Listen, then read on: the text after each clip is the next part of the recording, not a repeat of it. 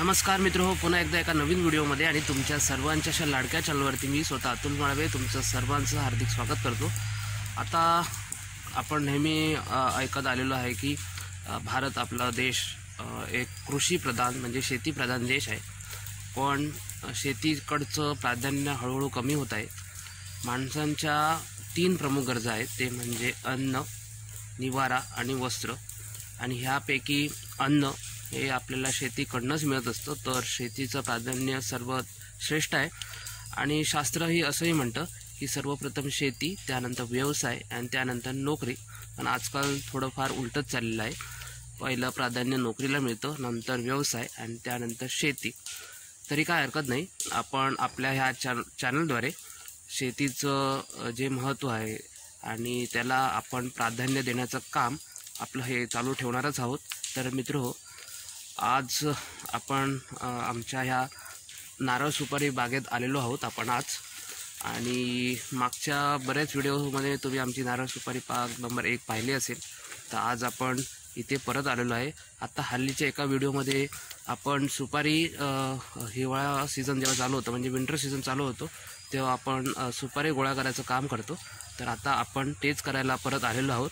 आणि आपण ह्या ठिकाणी तुम्ही पाहू शकता की साफसफाईचं काम केलेलं आहे, म्हणजे गवत फार वाढलेलं होतं, औषध फवारणी केलेली आहे।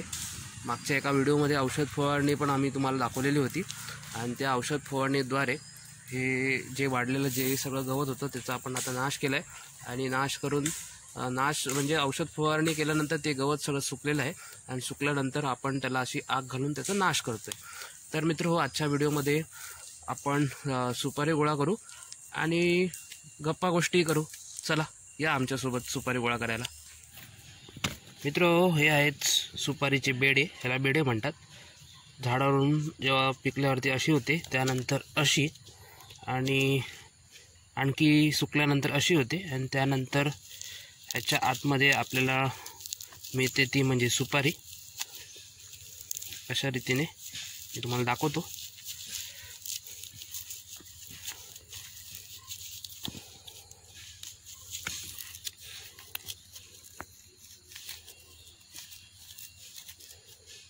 ही पहा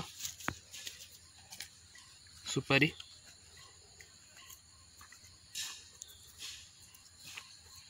जे झाडावरून जेव्हा ती पडते तेव्हा अशा पद्धतीने असते, त्यानंतर सुकल्यानंतर अशी होते, त्यानंतर अशी आणि त्यानंतर अशी। मित्रहो, अद्याप तरी आपण एवढे सुपारीचे बेडे आपण गोळा केलेले आहेत, तुम्ही पाहू शकतात मागे। आता हे आपण घरी जाऊन ह्याला सुकवणार आणि सुकवल्यानंतर ह्याच्या आतमध्ये मिळते ती म्हणजे सुपारी। आता समजा कोणी असा प्रश्न विचारला की आजकालची पिढी शेतीकडे का वळत नाही, तर माझं असंच उत्तर असणार की आजच्या पिढीला हवी आहे ती म्हणजे एक चांगली लाईफस्टाईल, आणि ती लाईफस्टाईल ह्या शेतीच्या कामाने मिळत नाही।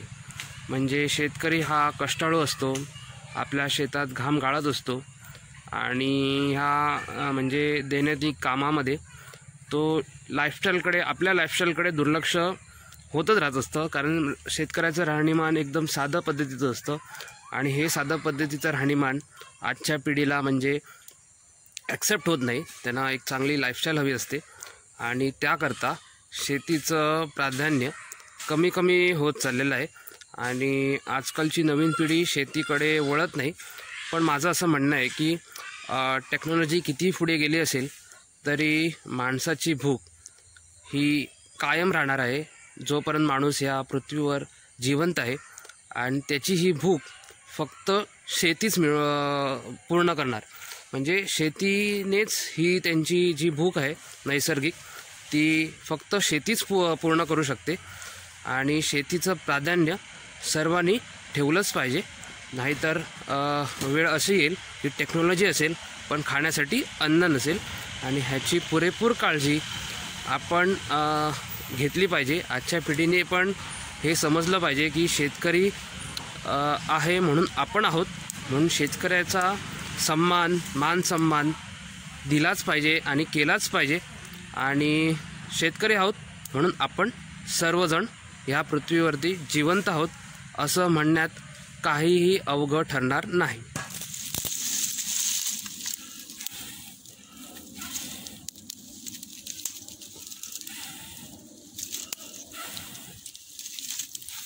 आग धरली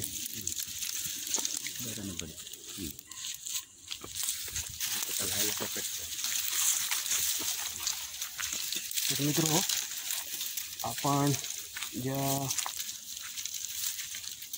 गवत जे सुकलेलं आहे त्याला आता आपण आग घालतोय. हे माझ्या हातात नारळाच्या झाडाचं सुराड आहे सुकलेलं. आता आपण ह्या सुकलेल्या गवताला आग घालू.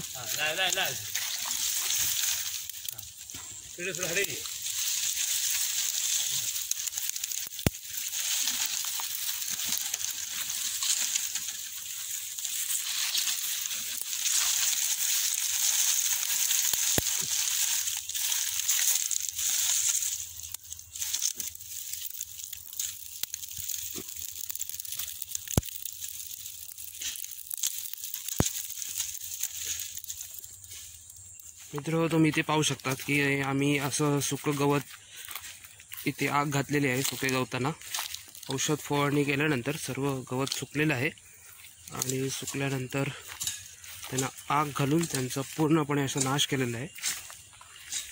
हे इथे तुम्ही पाहू शकता की सुकं गवत आहे. हे आपण आता खरडून काढलेलं आहे आणि खरडून काढल्यानंतर त्याला आपण आग घालू.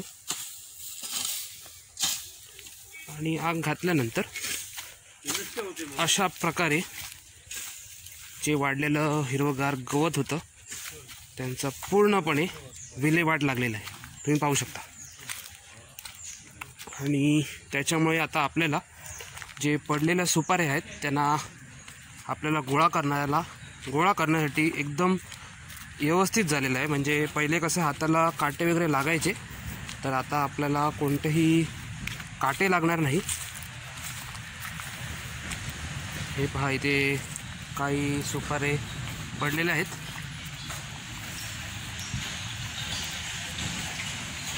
तर मित्र हो, संध्याकाळची वेळ झालेली आहे आणि आता वेळ झाली घरी जायची.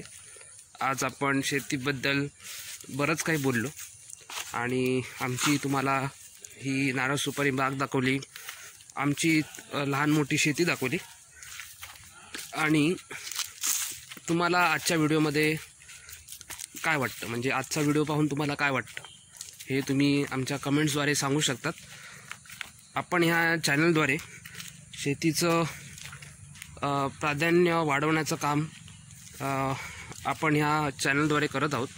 मागच्या वेळी मी तुम्हाला केळीची शेती दाखवली, आपली नारळ बाग, तिथे आपण नारळ जे लावलेत, नारळाची म्हणजे इनफॅक्ट आपण बरंच काही शेतीबद्दल दाखवलं. ही आपली सुपारी बाग आहे, त्याबद्दलची थोडीफार तशी माहिती दिली आणि बरंच काही शेतीबद्दल आपण तुमच्यापर्यंत पोहोचवण्याचं काम करत आहोत. आणि आतापर्यंत आपण एवढ्या सुपारीच्या बेड्या जमा केलेल्या आहेत. तर मित्र हो, आजचा हा तुम्हाला आवडला असेल व्हिडिओ तर व्हिडिओला लाईक करा, नवीन असाल तर चॅनलला सबस्क्राईब करा आणि शेजारची बेल आयकॉनसुद्धा क्लिक करा, जेणेकरून नवीन व्हिडिओचे नोटिफिकेशन तुमच्यापर्यंत पोहोचत राहील. तर मित्र हो, आता जाण्याची वेळ झालेली आहे. आम्ही आता जातो आणि पुन्हा लगेच तुमच्या भेटीला परत येतो. आणि शेतकऱ्याचा सन्मान हा खरा समाजाचा सन्मान आहे. तर माझ्याकडनं शेतकऱ्यांना मानाचा मुजरा.